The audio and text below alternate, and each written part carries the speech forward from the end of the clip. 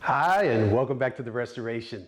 On this thrilling episode, it's all about the bevel gearbox and the transaxle, getting them cleaned up and painted. But first, I have to tell you, I was just in the doctor's office and in walked a toilet that said he was sick. Now, I'm not a doctor, but I could tell he did look a little flushed. Good one, Dad. I love toilet humor. I'm trying to clean the old grease out of this differential, so I started off soaking with gasoline and then switched over to diesel. I used a turkey baster on that and really not strong enough to clean it like it should. And what I mean is like a forceful enough stream to just blast that stuff out of there.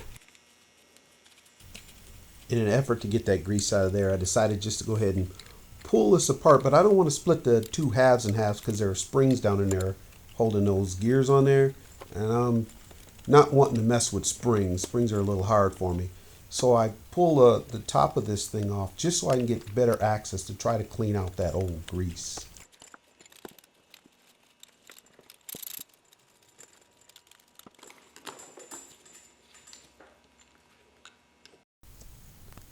Now the turkey baster doesn't really have the power to get in there, but it is getting the diesel in there to loosen up that grease. Well, I got the planetaries all cleaned up and that looks brand spanking new in there. So now we got to make it look brand spanking new out here.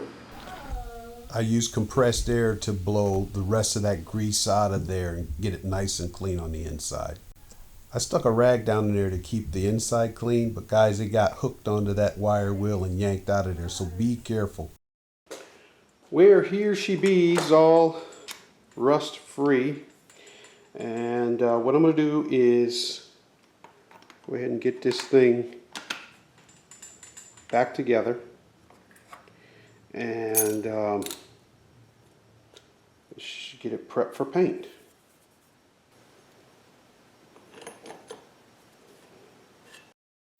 I know this is a little monotonous, but what it is I'm trying to make sure that I get this thing together correctly and back apart correctly. And that's why I keep making sure it's clean and then put it back together.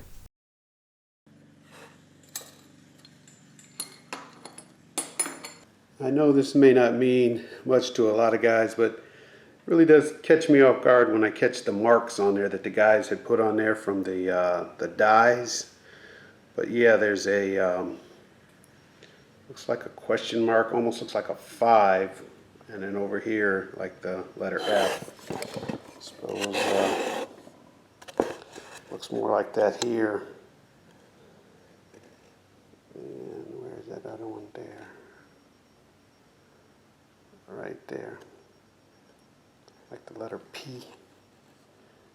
Like a, I don't know, but a mark on there. Well, now that the piece is held together with these big bolts, it also breaks apart here at that seam with these little bolts. And since I'm not going to take this thing apart and paint it, I'm going to at least remove the bolts here, put some epoxy primer under it, let that dry, and then put these back on there. Then this will be holding the piece together. These will be holding the piece together, and I'll pull these off, put epoxy primer under those, then put those back on, and then prime the whole thing and paint it. Now that that ring of nuts and bolts are off of there, time to clean it up. So I got it nice and clean. Mixed up a little epoxy primer, and it was so little, basically that little tongue depressor that you can kind of see at the top of the screen. I just used the stuff off that, mixed the hardener with it, and I thought it would be just a tiny bit, but it was able to prime both, not only this little part, but afterwards I had a little bit left over and primed another entire part. And there it is.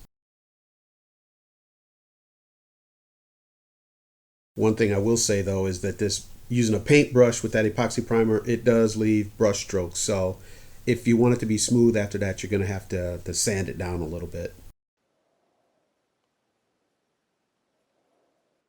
Well, this is kind of really neat. neat. I saw a guy on there, I'll give him his credit here in just a minute, that made a thing where you take a cup and you put a hole in it so your parts can go in, put some screen on the bottom and a holder, a clamp on there.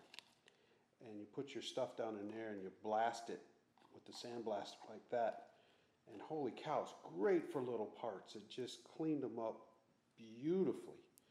So now to get this thing back together, and we'll take those out and put some paint on it.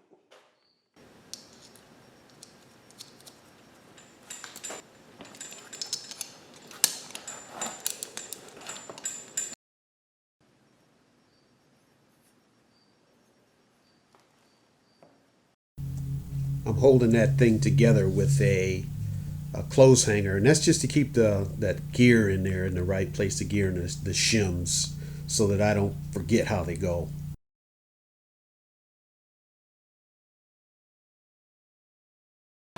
All put back together with the bottoms painted, ready to put on and paint. And now it's time to do a real thorough cleaning of this transaxle right before paint, so it's got to be really clean. And the same thing with this, they probably painted it prior to it being put together, but I'm just going to put the epoxy primer under the nuts again, actually the bolts, and the same thing with this bevel gearbox, just to get that epoxy primer under places where it should be. And this is the part around here that I did for, because that's going to be covered up. And so I got that painted. I went and cleaned all of this, then sandblasted, got that nice and marvelous. And this is what the little holes look like. They're all painted, so at least there's some protection under the bolts. And now we'll get those on and get the whole thing painted. I almost forgot about this part of the transaxle. It was in the basement, so I got that up there and finished cleaning it up. This is the hardware for the bevel gearbox before the sandblaster. And this is after the Blast-O-Matic 3000. Just like new, boys and girls. Right as I start this epoxy primer, I realized I did not cover up the seals. So I went and got some Vaseline and put that on the seals. And then went on and put that epoxy primer on there. Many guys have asked about this cheap painter, but if you can watch closely, look at that atomization on that thing. It's a cheap gun, but golly, it really atomizes that paint well. When I was growing up, anytime you painted with a rattle can, you were considered a hack. But I was telling that to my buddy who's a mechanic, and he said it's the exact same paint in that can. So if you put it on correctly and prep it properly, it'll be fine. I had a full can of Rust-Oleum Black, so those are primed and painted. The rattle can paint job didn't turn out too bad. The parts look pretty doggone decent. Quiet, ladies, quiet. It's time for Tractor Chat. Hi, and welcome back to Tractor Chat, the international tractor talk show sensation. For those of you who are just tuning in, you've missed an outstanding show. Lindsey Vaughn was here today. Lindsey! Thank you for stopping in and showing us a simple trick on how to change the gear ratio in your tractor to pull stumps using nothing more than a makeup brush.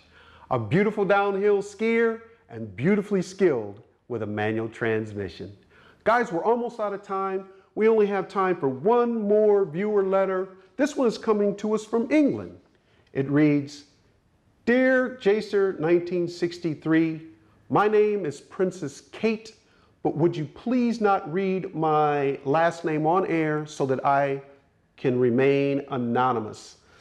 We're at Tractor Chat. We understand that princesses sometimes want to keep their anonymity, so we honor that. It goes further on to say, I'm a beautiful princess. As a matter of fact, when British men see me, they say, crikey, she's a looker. Now, for those of you who don't speak British, what that means is, wow, she's a good-looking princess. It goes further on to say, I've just had 2 royal children, and because of that, the royal family won't let me be seen on commoners' tractors. What can I do so that I can ride the tractors that I love? This is common amongst royalty. And what I will say to you, Princess Kate, is what you have to do is you have to get a Rolls-Royce tractor magnetic sticker and put it over like the Massey Ferguson or the John Deere, the tractor that you love. And then the royal family's happy and you're happy too. So that's a win-win situation for both parties. Whoa, breaking news. This just in. This is coming to us live from our third grade news correspondent, I.P. Freely. It seems he's reporting from the bathroom, hunkered down. He says the boy's response is, I know you are, but what am I? I know you are, but what am I? Wow, things are really heating up on that third grade playground. This report, once again, coming from inside the bathroom by I.P. Freely. Well, that's all the time we have this week on Tractor Chat. See you next time on Tractor Chat. Same tractor time, same tractor channel. Hi, and welcome back to Tractor Chat, the international tractor talk show. Oh, doggone it.